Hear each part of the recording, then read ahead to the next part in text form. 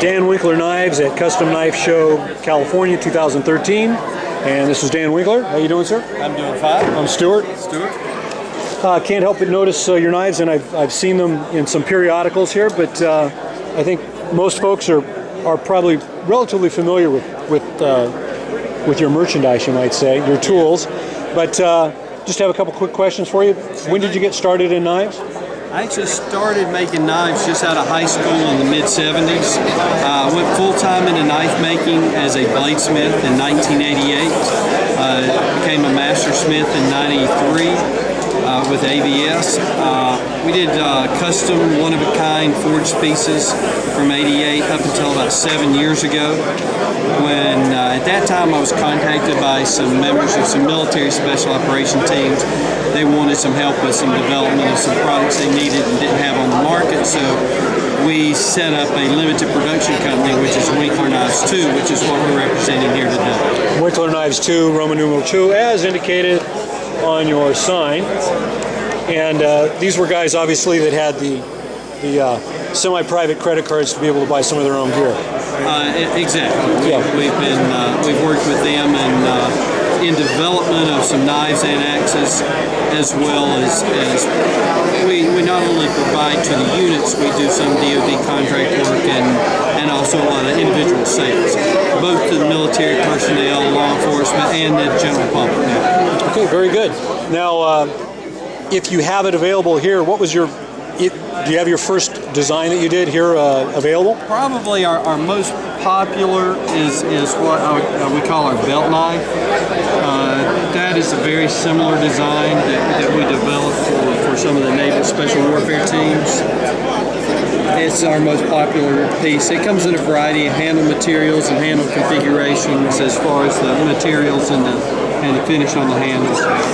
That's probably our number one piece, and that's basically where we started with the knives. The axes are a little different. There were some specific combat breaching axe designs that we did, and then kind of branched off from there with some hybrid designs that offered a little bit more, a little friendlier to the user than some of the ones we started off with. Right, and I'm a little more familiar with your axes.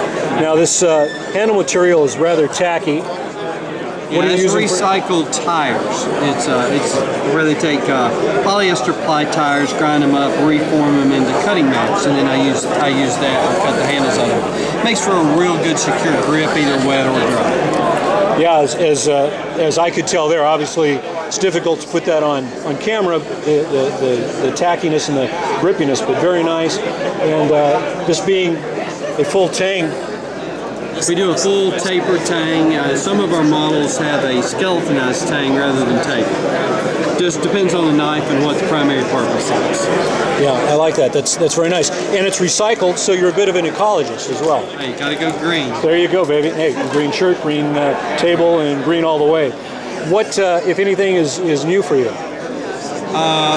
Well, for the past year, instead of developing new products, we've been working on our manufacturing methods and gaining efficiency and quality in those areas. So we're going to start adding some new products probably starting next year. A couple new knife designs and axe designs that you'll see coming out here in the coming months. Very good. Do you plan to attend SHOT Show? We'll be at the SHOT Show, but not as exhibitors. I go there to meet with some of our clients and customers, and we have private meetings there. Okay, well maybe we'll have a chance to touch base there then too. All right, great. Quick question, what's your favorite recreational beverage? I'm a Scotch man myself. I like single malt scotches. Lagavulin? Yeah. Yeah. Very good. Yeah. Cigars?